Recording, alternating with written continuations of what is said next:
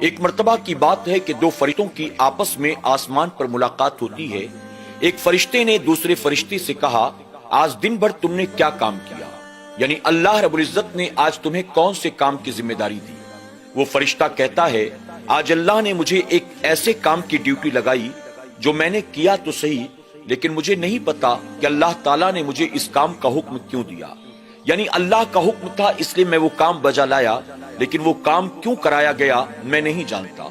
سوال کرنے والے فرشتے نے کہا کہ میں بھی حیران ہوں، آج اللہ رب العزت نے مجھے ایک ایسے کام کا حکم دیا جو میں نے کیا تو صحیح، لیکن مجھے نہیں پتا کہ اللہ تعالیٰ نے اس کام کا حکم بھلا مجھے کیوں دیا، یعنی یہ کام کیوں کرایا گیا۔ اب وہ فرشتہ حیرت کے ساتھ دوسرے فرشتے سے پوچھتا ہے کہ تم مجھے بتاؤ تم نے آج کیا کام کیا؟ وہ فرشتہ کہتا ہے کہ ایک شخص جو کہ مشرک تھا، یعنی جس نے زندگی بھر اللہ کو اللہ نہیں مانا، اللہ کا دیا رزق کھایا لیکن اسے رزاق نہیں مانا، اس کی زندگی کا آخری وقت تھا، وہ حالت سکرات میں تڑپ رہا تھا، اس کے بیٹے، بھائی، اس کے گھر والے سب اس کے سرہانے موجود تھے کہ وہ اسی حالت میں اپنے گھر والوں سے کہتا ہے، میری آخری خواہش یہ ہے کہ مجھے تھوڑی سی بھونی ہوئی مچھلی کھلا دو۔ جب اس نے اپنی آخری خواہش ظاہر کی، اس کے بیٹے اور اس کے بھائی فوراً جال لے کر دریا کی طرف نکلے۔ میں آسمان پر بیٹھا یہ سب کچھ دیکھ رہا تھا، اللہ کا حکم ہوا، اے فرشتے فوراً زمین پر جا، اور وہ لوگ جو مچھلی پکڑنے کے لیے دریا کے پاس گئے ہیں جا کر مچھلی پکڑنے میں ان کی مدد کر۔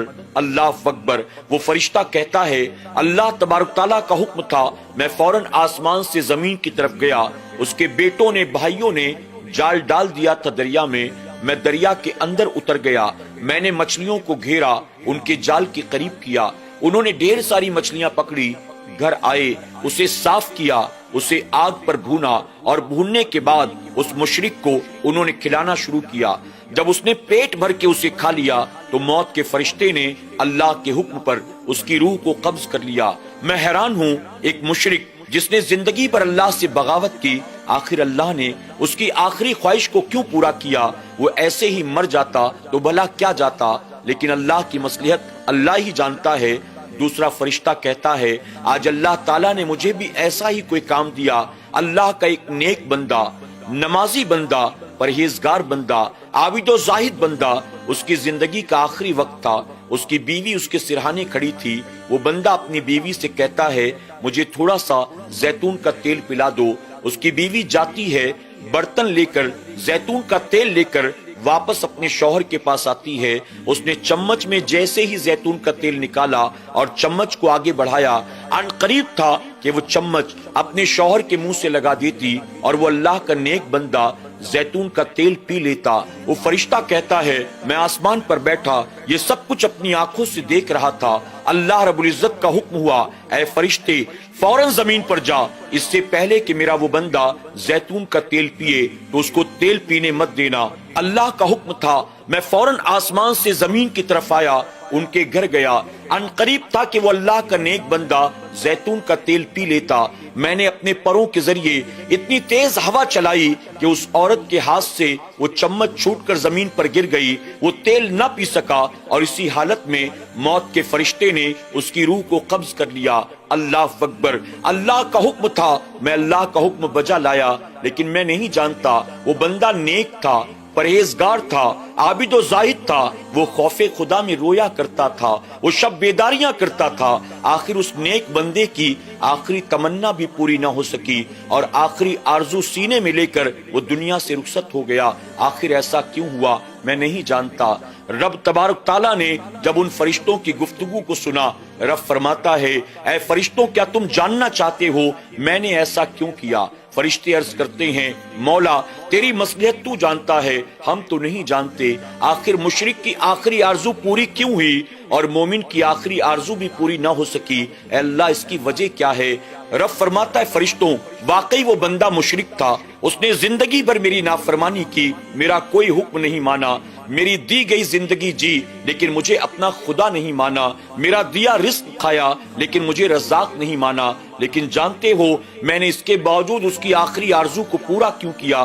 دراصل بات یہ ہے، میرے اس بندے نے زندگی میں ایک بار ایک ایسی نیکی کی تھی جس کی نیکی مجھے بہت پسند آئی تھی، اس نیکی کو میں نے قبول کر لیا تھا اور آج سکرات کے عالم میں اس کی آخری آرزو کو پورا کر کے میں نے زمین ہی پر اس کی اس نیکی کا اس کو صلہ عطا کر دیا تاکہ آخرت میں اسے کچھ نہ دوں۔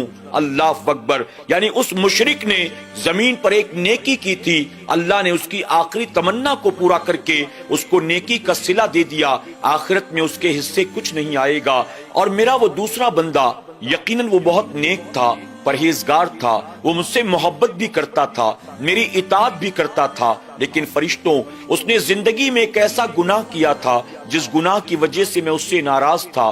میں نے موت آنے سے پہلے حالت سکرات میں اس کی آخری آرزو کو پورا نہ کر کے اسے زمین پر اس کے اس گناہ کی سزا دے دی تاکہ آخرت میں اسے کوئی سزا نہ دوں۔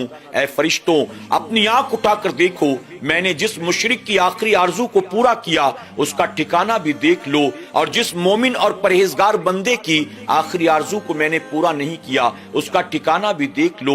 اب فرشتوں نے نظر اٹھا کر دیکھا تو پایا وہ مشرک جہنم کی آگ میں جل رہا تھا اور وہ اللہ کا نیک بندہ جنت کے باغ میں ٹہل رہا تھا۔ ناظرین اکرام، آج کے اس واقعے سے پتہ چلتا ہے اگر اللہ کا کوئی نیک بندہ نیک ہونے کے بعد بھی مصیبت زدہ ہو، پریشان حال ہو، تنگ دست ہو، قرض میں ڈوبا ہوا ہو، غربت میں زندگی گزارتا ہو، تو اس کا مطلب یہ نہیں ہے اللہ نے اس پر اپنا عذاب مسلط کر دیا ہے، بلکہ اللہ تبارک تعالیٰ دنیا کی ان تمام آزمائشوں کی وجہ سے اپنے اس بندے کو آخرت کی نعمتیں عطا فرمائے گا۔ اللہ اسے آخرت میں جنت اور جنت کی نعمتیں عطا کرے گا، اور ایک بندہ زمین پر اللہ کی نافرمانی اور بغاوت کے باوجود بھی اگر عیاشیوں کی زندگی گزارتا ہو، اس کے پاس مال و دولت کی کمی نہ ہو، اس کے پاس ہر طرح کی نعمتیں موجود ہوں اور وہ بغاوت اور نافرمانی کرتا ہو، تو یہ نہ سمجھا جائے کہ گناہ کے بعد بھی اللہ اس سے راضی ہے، تبھی تو اللہ نے اس کو تمام نعمتیں عطا کر دی۔ اللہ اکبر۔ ناظرین اکرام، فرعون کے پاس کس چیز کی کمی تھی؟ نمرود کے پاس کس چیز کی کمی تھی؟ شداد و قارون کے پاس کس چیز کی کمی تھی؟ آپ سوچیں ابو جہل، ابو لہب کے پاس یا یزید پلید کے پاس کس چیز کی کمی تھی؟ اللہ نے ان کو زمین پر ہر طرح کی نعمتیں عطا کی، لیکن ان نعمتوں کو پانے کے بعد انہوں نے کیا کیا؟ اپنے رب سے بغاوت کی، اپنے دور کے انبیاء سے بغاوت کی، گویا دنیا میں سب کچھ پا لیا، آخرت میں ان کو سوائے جہنم کے کچھ بھی نہیں ملنا۔ لیکن اگر کوئی مسلمان ہے، نیک ہے، نمازی ہے، اس کے باوجود پریشان حال ہے، تو اسے یقین جاننا چاہیے اللہ اس پریشانی، اس مصیبت و بلا کے عوض ہمیں آخرت کی نعمتیں عطا کرے گا، اللہ جنت کی نعمتیں عطا کرے گا۔ ہمیں اور آپ کو ہر وقت صبر و شکر سے کام لینا چاہیے، اپنے آپ کو گناہوں سے بچا کر زیادہ سے زیادہ نیکیاں کرنے کی کوشش کرنی چاہیے۔ اللہ ہمیں آپ کو سب کو ان باتوں پر عمل کرنے کی توفیق عطا فرمائے، آمین یا رب العالمین۔